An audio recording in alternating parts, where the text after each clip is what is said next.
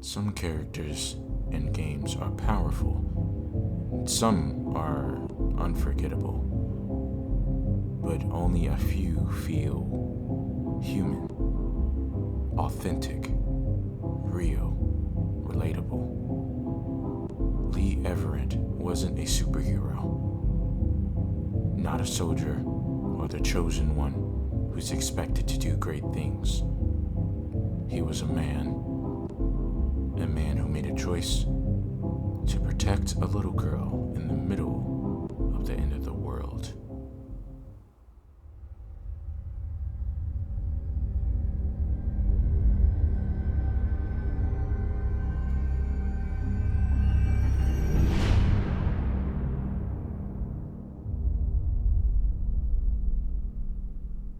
Before the apocalypse, Lee Everett was a professor in Macon, Georgia, teaching history to college students when one day he comes home and unfortunately sees his wife having an affair with a politician. In his rage, or maybe an accident as he goes on to say through the story, he ends up murdering this man and then later convicted, which leads us to the scene of the start of this first season. Lee is in the back of a cop car, and it's up to you if you want to remain silent or talk with the officer, as no matter what option you end up picking, you're a man with nothing to lose. You're already going to lose your life in the system of prison. His decisions define how we meet him in this car, not as a hero, but as someone who's broken and someone with regrets. As the conversation between you and the cop is either silent or very talkative, you realize that something doesn't seem right. And then we run over a person. As if I do say so. What's that? This other time.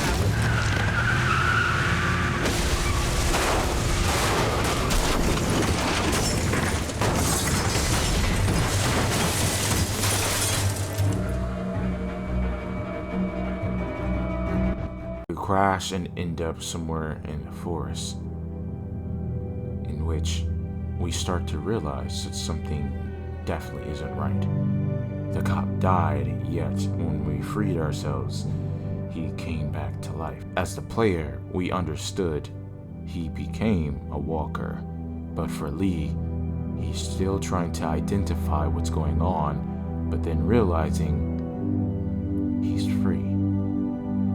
As he moves forward, he comes on a house and realizes that it's vacant, trying to find a way to heal himself. Then we meet Clementine. Lee's relationship with Clementine is where his redemption arc begins.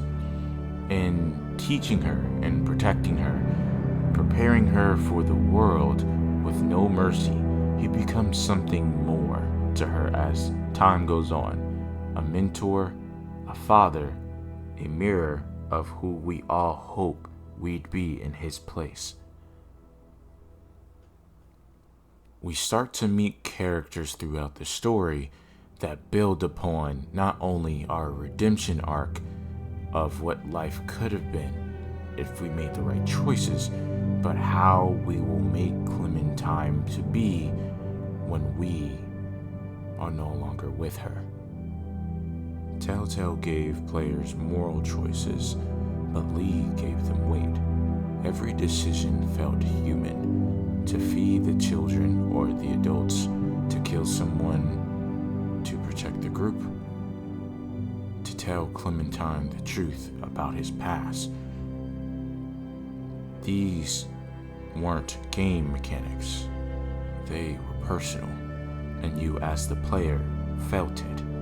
And to make it more personal, one of our first interactions with another group is a man telling us that honesty is the best policy if you want to survive in a world like this. I don't know who you are or what you did.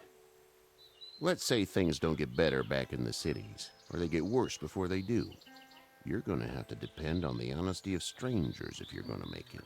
And if those same people get to questioning yours, you're gonna be in trouble.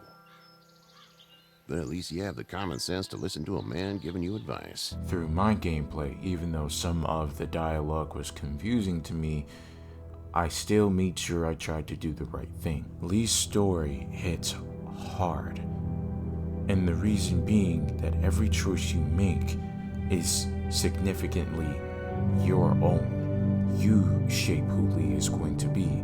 You are going to determine whether he stays a monster, as he once was before the world ended, or continues his redemption arc with honesty, being able to care for others and to teach the new generation. And your decisions determined how your story was going to unfold. There was a lot that you could not control. Lily still ends up shooting Carly, even when Carly defends you. No matter how nice you are to Larry, he still doesn't trust you and leaves you to die. Clementine is still going to put a bug on Duck's pillow, which, that was pretty funny, by the way. You didn't accidentally break a flashlight, did you? No. Did Duck say I did? No. Did Duck break the flashlight? I don't think so. He's just always blaming me for stuff. Like what? Putting a bug on his pillow? Did you do that? Yes. And the most important event that you have no control over is the fact that Lee does not survive.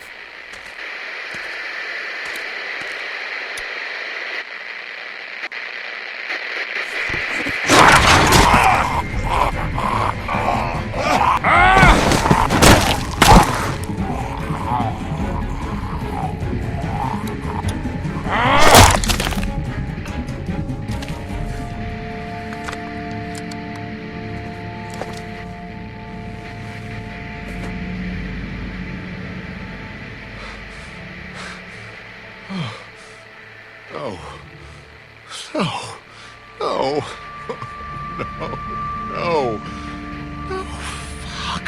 Lee? Lee? You out here? Lee!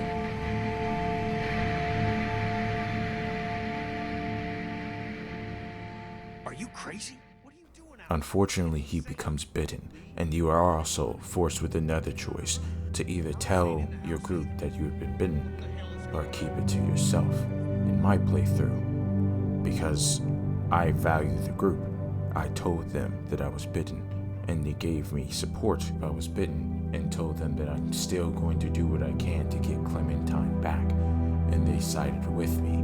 But as I said, Lee does not survive, and maybe he was never supposed to, but it's how he dies that matters. Bitten, broken, but still fighting to make sure Clementine lives.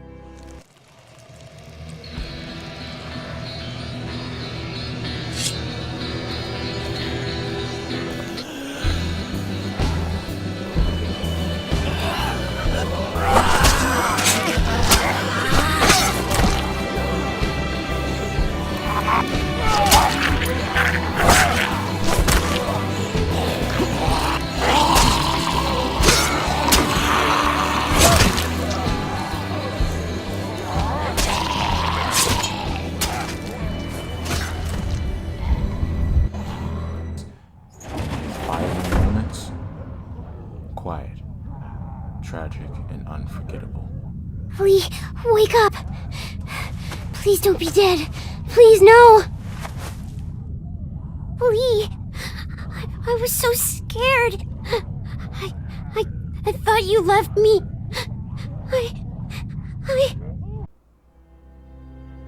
He gives his final lessons to Clementine, as he knew that he wasn't continuing on to protect Clementine just to make sure she was alive, but to potentially redeem himself. Lee showed us what a protector should be like. It doesn't have to be some grand super god. It doesn't have to be a soldier putting his life on line for his country. Lee is the perfect example of change and redemption. Nowadays, in real life, we'll see someone in Lee's position and not even bat an eye, and some even dehumanize these people just because they were convicted and put into jail. But We often forget that these people are human, and they are capable of change and redeeming themselves from the actions they once have done. And by not giving that chance, you ultimately shut down beautiful things that can happen. More people that can be like Lee Everett. Lee was a flawed man who became a better one. In a world full of chaos, he chose love over fear and sacrifice over survival.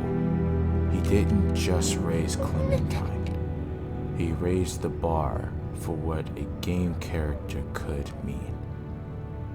And for that, Telltale, I will be forever grateful for the stories that you tell us.